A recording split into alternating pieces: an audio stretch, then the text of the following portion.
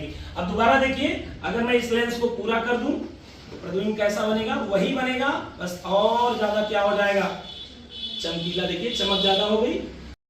दोस्तों आज के लिए एक बहुत प्यारा सा क्वेश्चन आपके लिए, अच्छा सा।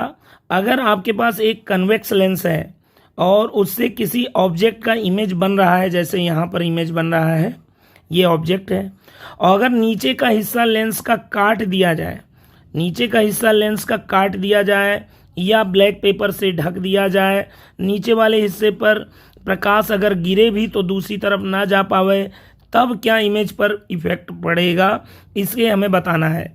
तो इसको हम एक्सपेरिमेंट भी करके आगे के वीडियो में आप एक्सपेरिमेंट से भी देखेंगे। मैंने एक्सपेरिमेंट कर रखा है। आप लोगों से रिक्वेस्ट है, कृपया वीडियो को लाइक और सब्सक्राइब जरूर करें और अपने दोस्तों को फॉरवर्ड भी जरूर करें।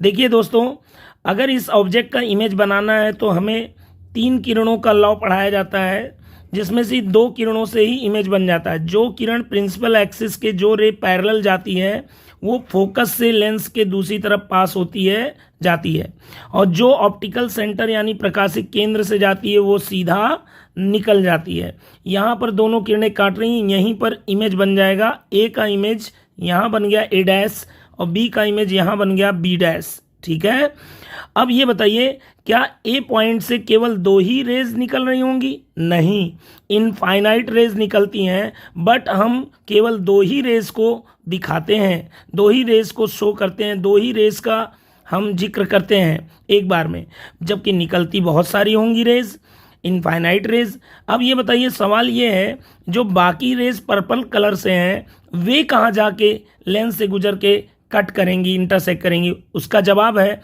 ए डैश पर ही इंटरसेक्ट कर रही होंगी। सारी रेज, जितनी रेज हैं सारी कहाँ इंटरसेक्ट करेंगी? सारी रेज इंटरसेक्ट करेंगी कहाँ पर? ए डैश पर। ये बात सही है। अगर अब नीचे वाला हिस्सा काला कर दिया जाए, देखिए इस डायग्राम में नीचे वाला हिस्सा ब्लैक कपड़े से ढक दिया गया या काला, तो जो ये रेज आ रही हैं ये सब एब्जॉर्ब हो जाएंगी, दूसरी तरफ जा नहीं पाएंगी।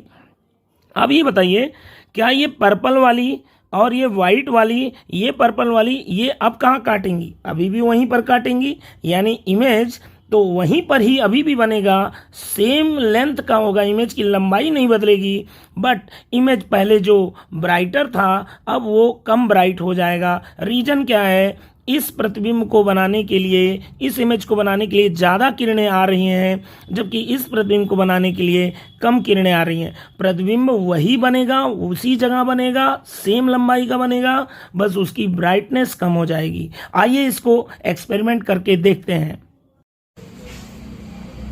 दोस्तों देखिए, हमारे सामने वस्तु के तौर पर मोमबत्ती, और मोमबत्ती के लिए जो ज्वाला है ये वस्तु का काम कर रही है।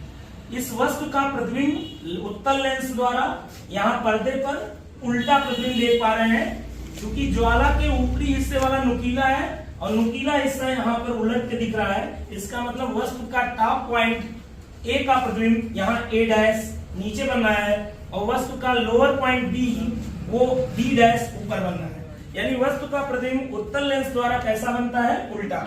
अब मैं इस लेंस को नीचे वाला आधा या ऊपर वाला आधा हिस्सा अगर हटा दूं तो इसका प्रतिबिंब मैं कहता हूं उतना ही बड़ा रहेगा, बस उसकी चमक कम हो जाएगी।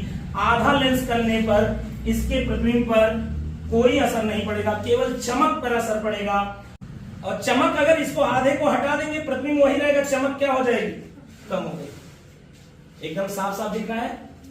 यानी अगर आपके पास लेंस को आधा कलर कर दिया जाए या आधा कर दिया जाए, आधा काले रंग से रंग दिया जाए ताकि आधी रोशनी ना जा पाए, तो रोशनी अगर आधी नहीं जा पाएगी तो प्रतिबिंब बनाने के लिए केवल नीचे वाले भाग से जाने वाली किरणें ही प्रतिबिंब बनाएंगी, और तब रोशनी कम बनेगी, प्रतिबिंब को बनाने में कम लगेगी, यानी प्रतिबिंब की चमक कम हो जाएगी। अब दोबारा देखिए, अगर मैं इस लेंस को पूरा कर दूं प्रतिबिंब कैसा बनेगा? वही बनेगा, बस और ज्यादा क्या हो जाएगा? चमकीला। देखिए चमक ज्यादा हो गई। अगर मैं इसको हटा दूं तो अब देखिए चमक क्या हो गई? कम हो गई। फिर से लगा दूं मैं, देखिए दोबारा देख लीजिए, चमक कैसी दिख रही है? ज्यादा। तो इस तरह से ये एक्सपेरिमेंट खत्म होता है। आप सभी से रिक्वेस्ट है वीडियो को लाइक और सब्सक्राइब जरूर